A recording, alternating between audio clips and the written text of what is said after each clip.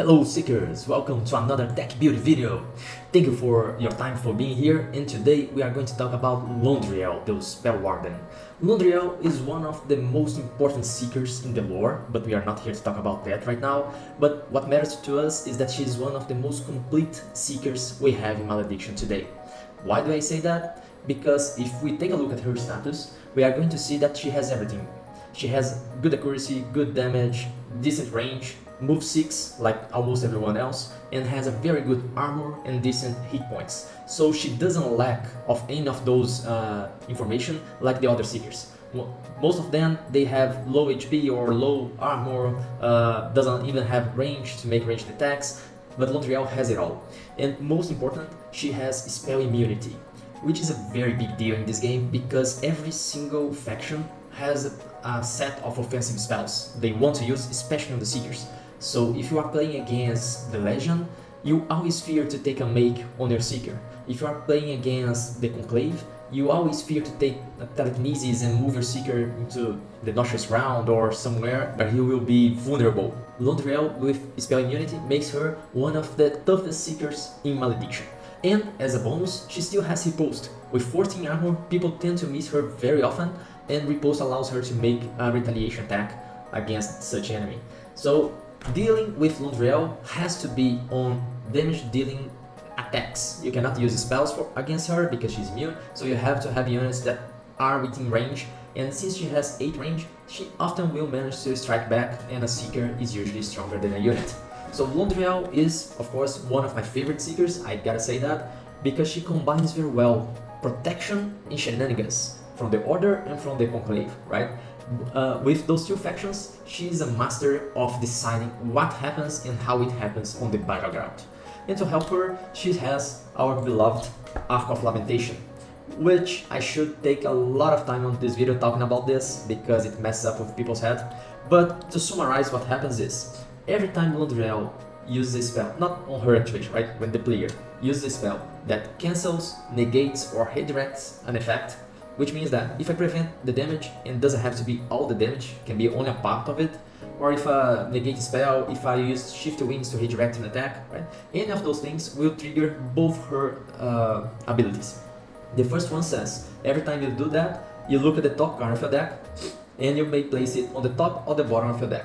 But this last sentence only occurs after Arc's Vision, which is the second ability. That states, whenever you look at one or more of your cards, you may reveal if it's a spell you draw, if it's not, you gain 2 echo. So what happens is, I cast a Ward of Acris to prevent damage from my unit. I will look the top card of my deck, and I will decide if I want to reveal it or not. If I reveal it, and it's a spell, I draw, and that's the end of my triggers. If I reveal it, and it's not a spell, I gain 2 echo, and I get to decide if I want to place that card on the bottom or the top of my deck. That's basically how it works. If I don't reveal any cards, I will neither draw nor gain the echo, but I will still manage to decide if I want to place it on top or the bottom. If it sounds confused, rewind this video and listen to me again, okay? Well, without further ado, let's take a look on how we build her deck, because it's all towards protection and surviving on the battlefield, while we punish our opponents with our positioning and her strikes. Well, here on the deck building, we have the Order and the Conclave units. They are not especially strong units, but they will serve us well. Starting off with the Armored Revenant, he has counterattack, so could be a good decision for us because he can be hit, we prevent the damage, and he counterattacks, right?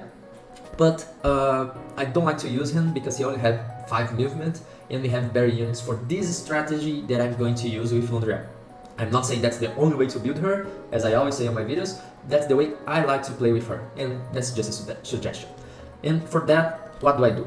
I basically take 2 crossbowmen, because they are a very impressive basic unit, only 3 echo, and he has 3 accuracy, which is great, although he can only make 1 ranged attack at 8 range, which is great because it allows him to position and shoot. He has ranged expert 2. That's the same thing that the relic gives. So he basically is a sniper, right? He already has a relic equipped to him.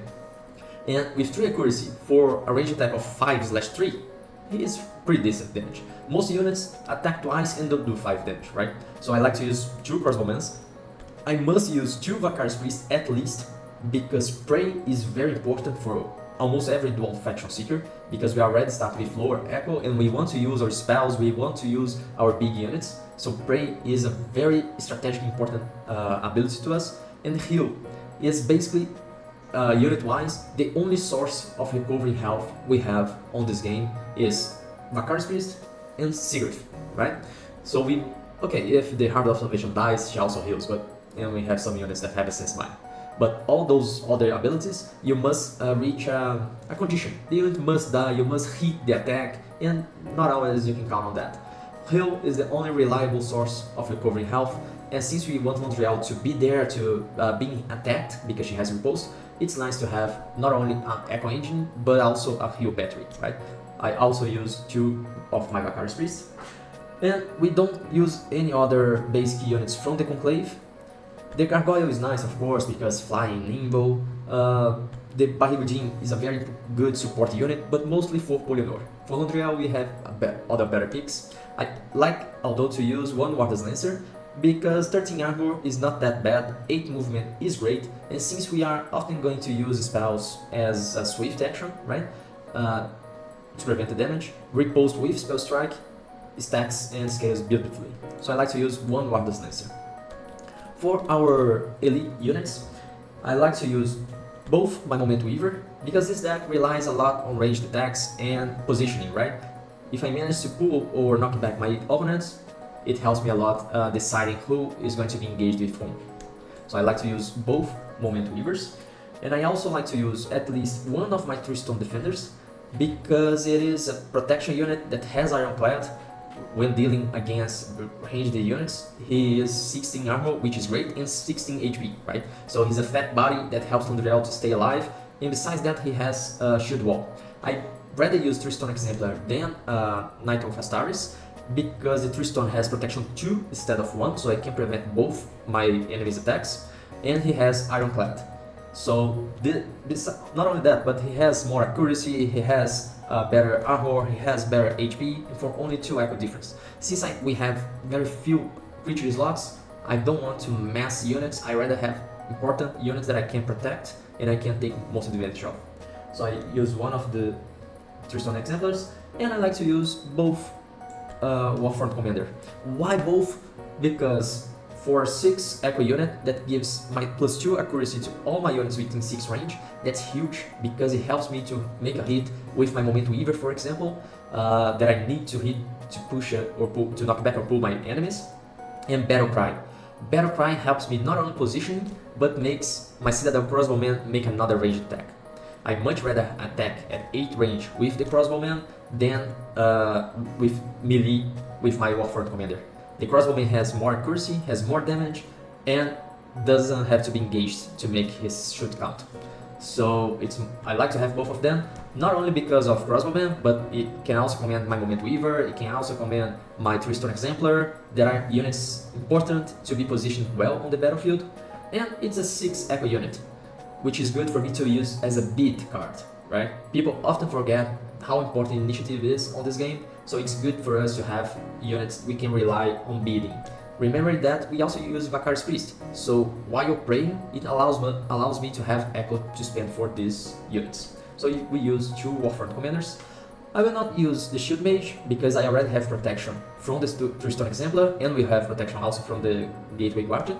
And I don't use the Battlecaster because we have better options as a melee unit, okay?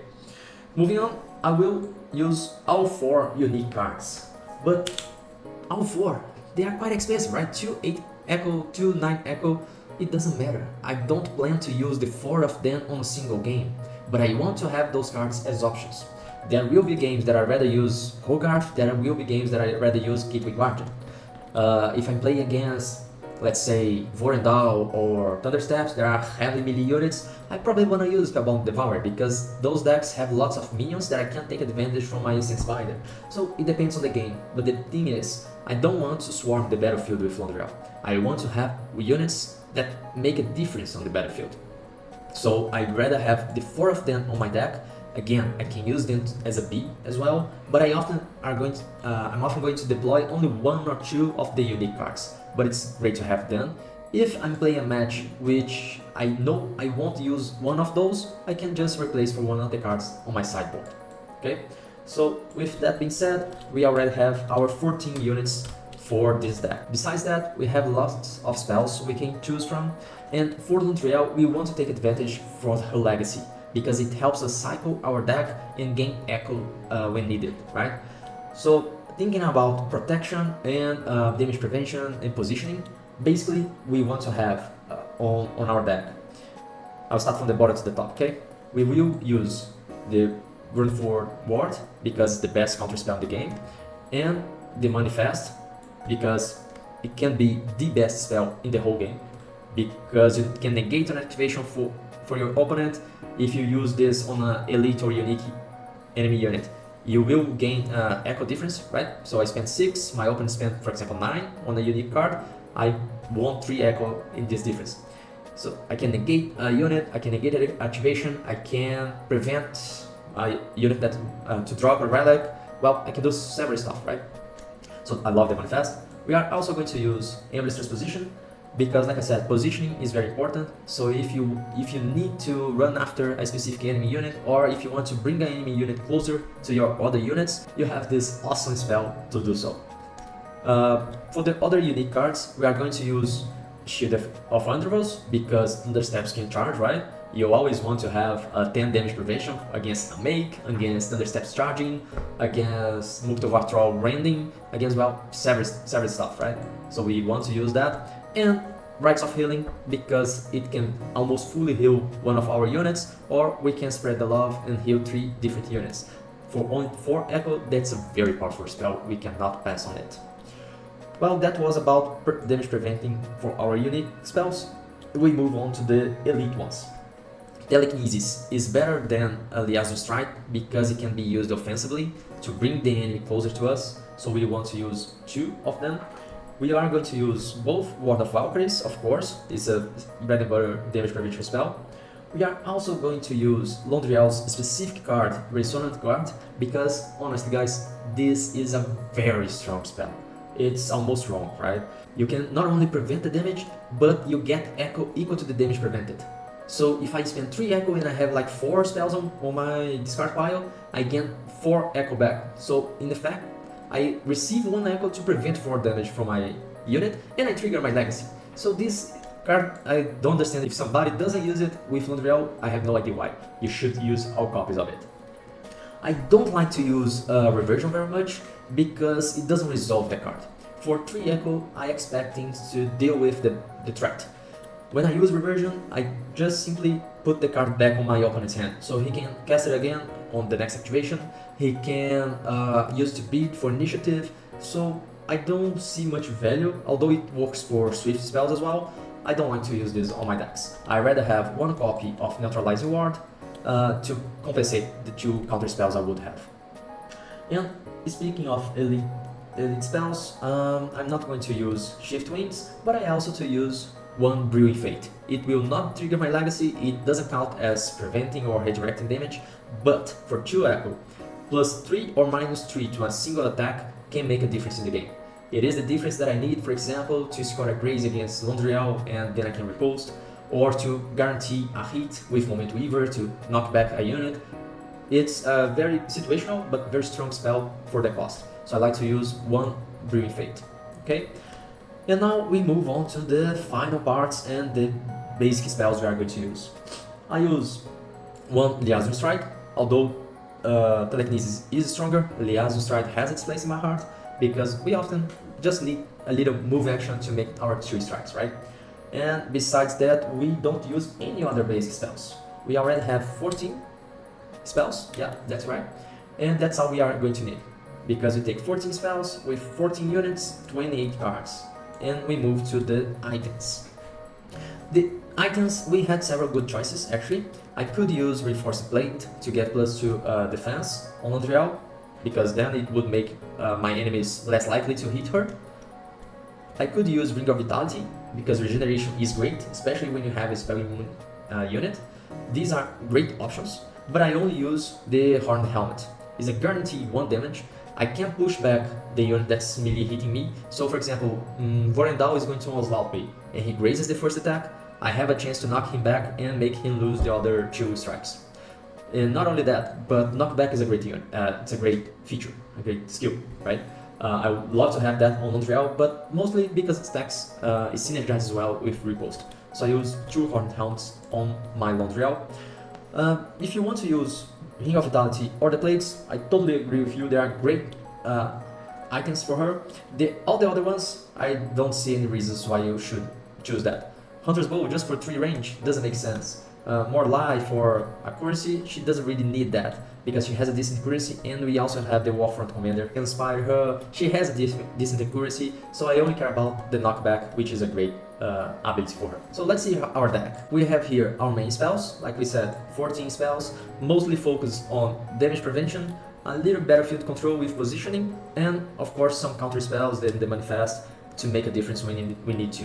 So this is a very defensive or a very controlative deck, right? We need to be in control at all times from the match, otherwise we can be on the bad sheets. Well, not that much actually, because our units, they make the count for the space on the battlefield. We have very few weak units, namely Crossbowman and the Vakari's Priest. All the other units, they can take a swing or 2, they have a decent armor. We are not so worried about them being single-shotted. Of course, they can die for 1 make, but so can most of the units on the game, right? That's not a major concern, especially because we can protect them very well. So for our 14 units, we have our Echo Generation unit. The Crossbowman is a cheap unit, so it gives us extra activation, and it's a strong attacker as well. And you see that our units can claim relics, so we don't have the clumsy problem that Ingor has, for example. Everybody is there, and if we kill a relic holder, we can claim their relics. We have several unique units. They are very strong, they are very good for the initiative beating, so we want to have them with us, but our bread and butter will always be the Vakari's Priest, Spellweaver, and the Lancer with the Warfront Commander. These are the spells we are going to use more often alongside with Londriel. The only situation that I don't cast Londriel on round 1 is if I don't have a relic I want her to be holding. That's the only situation. Otherwise, I will most likely use her. Of course, it depends on the game, right? I can also want to deploy more units to make better use from my Vakari's Priest, for example, to pray more often on the round 1. As for terrain, I often use the Astartes Pathway, because movement is more important for me than spell cost reduction, especially because most of our spells are swift spells. So I take more advantage guaranteeing that my units are going to reach where they must, than reducing the cost of very few channel spells. Okay?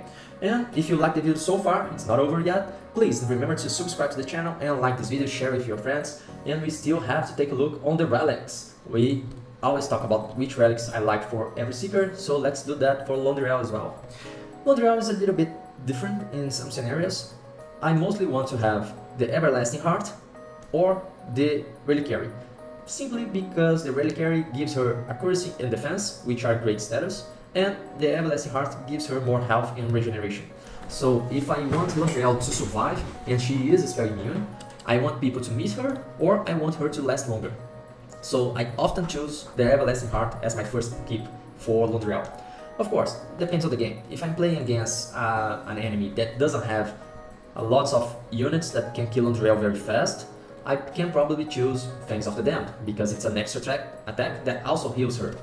If I'm playing against Morida or somebody else that swarms the battlefield, I'm probably gonna choose Tempest Scepter. Londriel Red has 8 range, so 14 range with the line attack, it's quite strong. If I'm playing against somebody that's going to use the Mire, I'll probably take Veil Piercer just to make sure that I can shoot them inside their cover, and Ranged Expert also buffs Londriel's damage.